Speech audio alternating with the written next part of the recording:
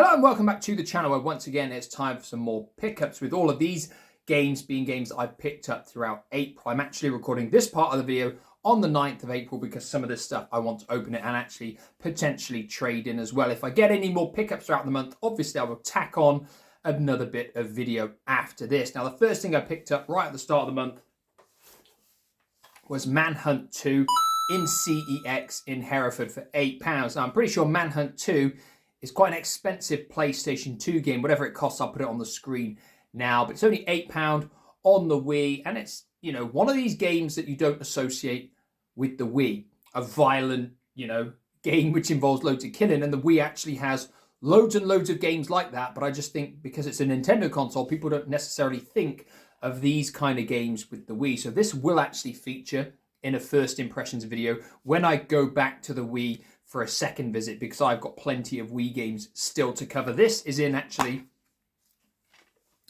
very nice condition. It is. Oh, the guy stuck the receipt in there as well. Manual's really nice. Disc is really nice. Haven't got anything negative to say about the way it looks. I noticed it is, though, a nunchuck and Wii remote style game. You can't use a standard control pad on it. So whether it's got gimmicked motion controls or not, I'm not 100% sure because I've not even had a go on it yet.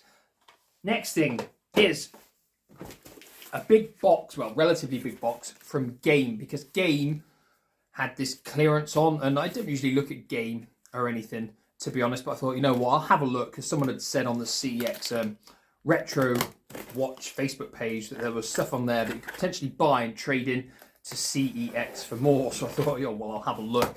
Anyway, and there was a PS5 game on there for £3 that trades in for £8. So I actually ordered 3 copies of it. Now you might think that's quite sad, but when you can make more than a 100% profit on something in terms of credit, I think it's actually worth it. I actually found a game for myself on the Switch reduced to £6. I thought, you know what, I might buy 2 copies of that.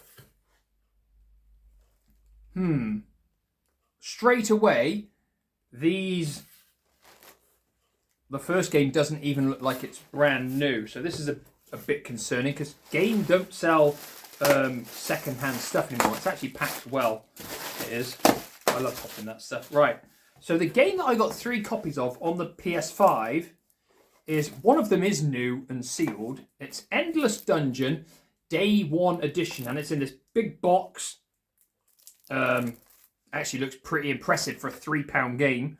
I literally have no idea what this is about. Obviously, I don't even own a PS5. But I think for £3, assuming that trades in for 8, like it says it does, that is a bargain. Now, the other 2 copies are clearly, well, they're not. They've obviously used the boxes as display cases, I assume, because they don't look brand new. It's not sealed on the inside either.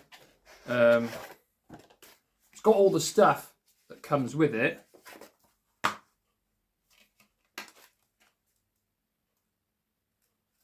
The disc does look new, so I'm assuming maybe when they've had it on display in the shop, they've just used the actual cardboard box as the display case, I'm assuming. No problem anyway, because I don't want to keep it. That's going to be traded in to CEX. Obviously, I won't be able to trade all 3 copies at the same time. The last copy is probably the worst conditions. It's a bit knackered at the top there, but as long as it's all in there, and as long as I can trade it in for £8, as long as I can trade it in for £8, I don't have a problem. Yeah, all the bits are in there, and the disc is fine as well, so I'm assuming it's just been used again as a display case. There is a limit when you order stuff from Game as to how many of one thing that you can buy, and the most you can buy of a single game is 3 copies, to my knowledge. I went, click, click, click, and then it's like 3 is the max. So yeah, 3 copies of that. Obviously, I've got no intention of keeping any of them. I might actually look to see what it sells for brand new on Vinted or eBay, because there's every chance I could actually make an actual real profit, because when it's only £3, that is insanely cheap. So yeah, 3 copies of Endless Dungeon Day 1 Edition. Never heard of it. in a million years. Now, the other things are all new and sealed. The next one was the Hello Neighbor bundle on the Switch. This was £11. CEX sell it for, I swear it's like 30 quid or something. I'll stick the price of what CEX sell it up there. But yeah, it's a twin pack of Secret Neighbor and Hello Neighbor, I think. Not a massive fan of this game. I have played it before, so I do know what it is.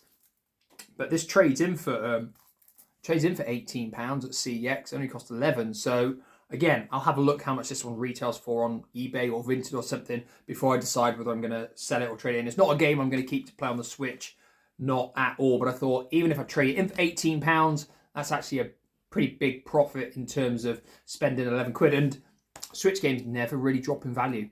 That's the annoying thing if you want to collect Switch games, is even the cheap Switch games are nowhere near as cheap as a PlayStation or an Xbox game. So anytime you can pick Switch games at cheap that you actually want to play, it's worth it. Now, the second game I bought 2 copies of. One is because it's going to be the next game added to my giveaway. Now, we still don't actually have any channel members, so the giveaways aren't going to start. But if you're completely oblivious to what I'm talking about, I decided with some of the bit of ad revenue that I get on my channel now, that I will start doing a monthly giveaway. And once we get past 10 channel members, anyone who's a channel member will be entered into a monthly draw to win one of my games. Why did I do it that way? Because then it stopped random people trying to comment on videos saying, yes, I want to enter and stuff. If you actually have it as channel members only, you know they're actually perhaps the more committed followers of the channel. Like I said, we don't have any members at the moment, and if we don't ever get any, I'm just going to build up this massive collection. As you can see up here, the first 2 games I spoke about that in the giveaway is Persona 5 Tactica. Yeah, I've still not opened it. It's still up there. Valtherian Arc Hero School Story 2 was the next game I got, and now we have a copy of this game called Risen. I had no idea what this game was, but I actually clicked on it and realized it's like an RPG, and it actually looked pretty appealing for myself, which is why I bought 2 copies of it, because it was reduced to 6 quid, so it was an absolute bargain.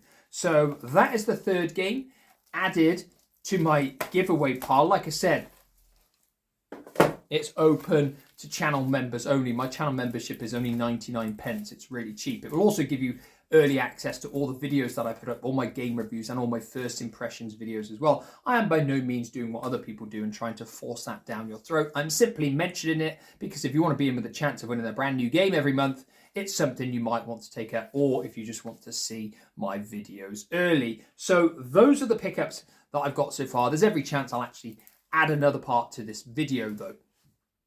So following on from the first part of the video, the Endless Dungeon PS5 games, the one that was sealed, I sold it on Vinted for £8. So that was just money directly back. Cost £3, sold it for £8. Not bad. The other 2 copies that weren't sealed, I traded them both into CEX together. Got £8 credit for each of them, so that was £16. The Hello Engineer and Secret Neighbor Switch game, I put it on Vinted, but then because I went to trade in the other stuff, I actually took it with me and traded that in for £18. So that was a £7 trade profit. The Risen game, I did try it on the Switch. Didn't feel like I was actually going to play it. Didn't end up really being my kind of RPG, so to speak. So I traded that in for £8 as well. So I actually had £2 trade credit on that. And I've actually been to 2 other CEXs since then. So first of all, I went to Cambran. I picked up Need for Speed Nitro. This was £2.50, I think. This game was specifically made for the Wii. Excuse me, it didn't come out on the PlayStation or the Xbox, I don't think. So I played it very briefly. Oh, excuse me again. It might be okay. I need to give it a little bit more time, I think, just to adjust to the sort of mechanics of the game, because I'm not really a Need for Speed player. So this is actually really nice condition. Fully complete. And you can use normal control pads on it too. So that's a massive, massive plus point to start with. Next game I picked up, far more interesting, far more my cup of tea. Virtua Fighter 4 Evolution. Never played this, never seen it actually in a CEX. This was £5, so I thought, yes, I'll pick it up. I thought it was in fantastic condition. Then I realised when I opened it, the case is actually broken over here where the case clip shuts. One of these is broke, so I'll come back to this in a bit because I did find a game that I'll swap a case with. Disc on this one, I don't think it was quite as good. It's got a few marks on, you won't be able to see on there, but it actually plays fine, and it plays so good. I literally played it for about 15 minutes the other day, and my daughter actually played it as well, which is very rare. So yeah, that one should be really good. And when I get onto first impressions videos on the PS2 games, I think that may well feature in a video. I did actually pick up Minecraft on the Wii U as well, because I've always wanted to know what it's like on the Wii U, because on the Switch, if you played it on there, it's crap. It performs so bad on the Switch. I don't understand why. It plays way better on the PS3 than the Switch, and my daughter likes playing Minecraft with me, so I said, you know what, I'll get the Wii U version and see if one person can play on the screen and one person on the TV sort of thing, see if you can do two-player like that.